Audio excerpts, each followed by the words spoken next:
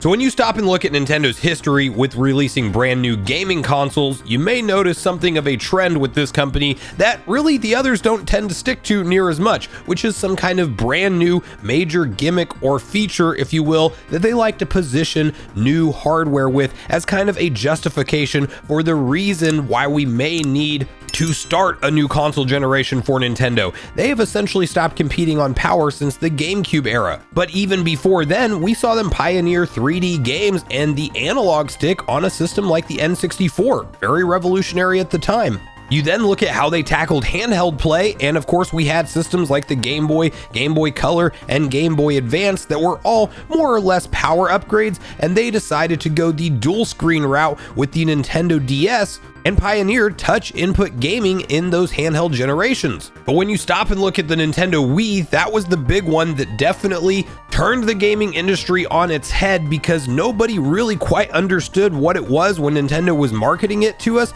But lo and behold, upon release, that system could not be found in stock for years following its actual launch, and everyone and their grandparents had a Switch because it targeted such a wide demographic of gamers that maybe you've never held a game controller in your life, but you understand the simple concept of motion-based gaming, and you have something that looks way more akin to a TV remote control that of course most people have held one time or another in their life. And obviously, Nintendo went on to sell 100+ million units in the Wii generation. Now we know what happened with the successor to that console and the Wii U, with Nintendo trying to bring that dual screen gaming experience with touch input to the home living room with the Wii U. And while I still love that console personally to this day, it was a commercial failure in terms of driving revenue for Nintendo, and clearly when you're a for-profit business, that is always your goal. Now, when you look at the 3DS and what was going on at that time, it was really more of a fad feature looking back, but at one point in time, 3D TVs were being sold. You probably remember seeing a lot of movies in 3D and marketed that way years back, and we haven't really seen that technology stick necessarily, but the 3DS is an entire product line from Nintendo that has 3D in the name because you had a slider bar that you could make your games essentially have that little pop-out effect without any glasses required, which was very revolutionary at the time. Now fast forward to where we're at today with the Nintendo Switch, and clearly the hybrid play is the big selling point of this console, and it's obviously worked out very well for Nintendo because not only is it past the 129+ million units sold at this point, it is also something that has captured a core gaming audience that buys software as well, something that Nintendo did not have that same kind of success with the Wii, and they also saw a lot of that try it once or twice casual gamer actually leave their brand altogether and not hang around to purchase the Wii U. And the Switch, I think, is in a very different environment than that today. Now, we've had some direct comments from President Shintaro Furukawa stating that Nintendo will not just develop a brand new massive feature for novelty's sake just to be different, but in his eyes, if there is something that really truly can enhance gameplay and add a unique user experience that they believe in, then that's whenever they will potentially dive into that wacky idea pool that they no doubt have at many of their board meetings and talking about where the future of Nintendo products may go in all of the R&D sessions that happen. And while we're still left wondering as far as what Nintendo will really show to us with next generation Nintendo Switch hardware or whatever they call it, it could be an entirely different name. We will call it Switch 2 just for the simplicity's sake of this video, but there's recently been some leaks suggesting that a camera feature could be built into the dev kits that are in the hands of developers right now. And while I'm not entirely 100% sold on these leaks and rumors being accurate, it is still an interesting point of contention that is Nintendo going to put something like a camera on the system, and what will they use it for if we do indeed see that happen? And while this is no means confirmation that Nintendo will for sure plan to do this with their next generation console, the successor to the Nintendo Switch, there is an interesting article that popped up following all of the rumors that maybe this Nintendo Switch 2 dev kit does indeed have a camera on it in some form or fashion.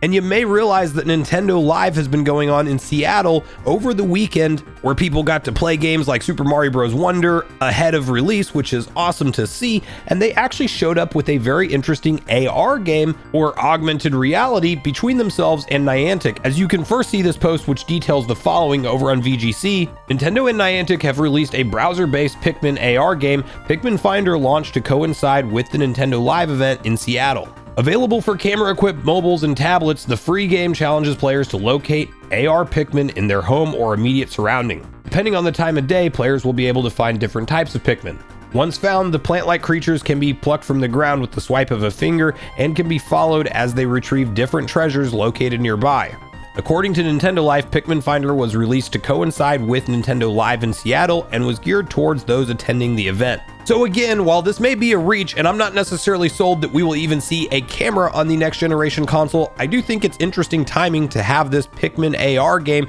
shown off at a live event in Seattle, and Nintendo kind of revisiting that AR space, because it actually wouldn't be the first time we've seen them tackle a technology like this. You may remember back on the DS or 3DS, maybe the DSi was the first one that pioneered it. I can't remember, but I know it was for sure a feature by the time the 3DS was around. You had these various cards that would come with the system, and I believe you could even purchase them separately for certain things, but it was essentially an AR center within the 3DS menu that you could see your characters in your virtual world or your mixed reality world, if you will, because you're using the camera on the system, but you can have Mario pop out of a card and you can kind of interact with them and have some fun and have some unique gameplay ideas. Now, we've never seen Nintendo really revisit this technology in a big way with any big budget titles. Like, clearly, we've never seen a Mario or Zelda based game that is in AR or uses AR in some big type of way. But I do think if you look at Nintendo's history and how they love to innovate with how we actually interact with games, I could definitely see them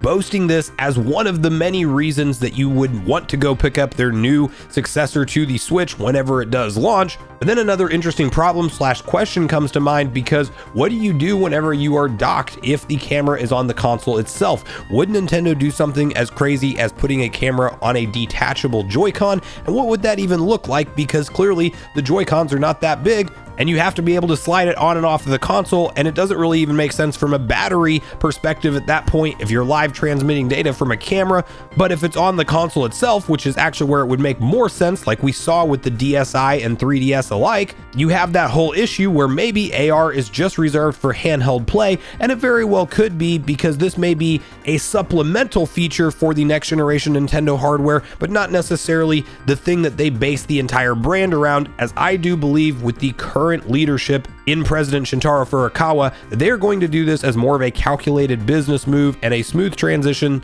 when it comes to new hardware than we've ever seen before. I truly do believe we may see the Switch branding stick around, and it actually may be just a more powerful version of what we have today, with likely a larger screen. Maybe it goes back to LCD, but we're probably talking about an 8-inch display and the graphical power level of a PS4 / PS4 Pro, if you are indeed to believe the leaks suggesting that the dev kits are out there and floating out about, and I do tend to believe those. I'm not sold on the camera thing, but I could see Nintendo revisiting it. But that's really where I want to pose the question to you guys. What, if anything, do you think Nintendo is planning as far as a next generation feature to help sell a new Switch console to us? Do you think that they need something at all, period? Or do you think they should just keep it simple and do more of a incremental power upgrade? That's definitely what I am wanting to see from Nintendo, but who knows? If they tackle AR and do it right, maybe it is a technology that they could pull off better than anybody else we've seen do it in the industry so far. Are you expecting the next gen Nintendo console to indeed have a camera, and you think that those leaked details are true? Or do you think that maybe this is just one of those situations where somebody has bad info and is spreading it online for clout, and we shouldn't be expecting a camera at all? And do you think that this Pikmin game showing up, AR-based technology at Seattle, amongst the rumors of the new camera on the next gen Switch, do you think that that coincides at all, and that there is indeed some bigger AR projects in the background? Or these are likely two separate events that maybe don't tie in or really tell us anything until Nintendo actually announces it themselves? But regardless of your thoughts and feelings on everything we talked about today, I do look forward to hearing from you all in the comments down below before we leave the video, as I do look forward to getting a back and forth conversation started with you all around these topics. Go watch yesterday's video next if you haven't already, which is on screen right now. Also, make sure you like, subscribe, turn on your notification bell, and I will see you guys in the next video.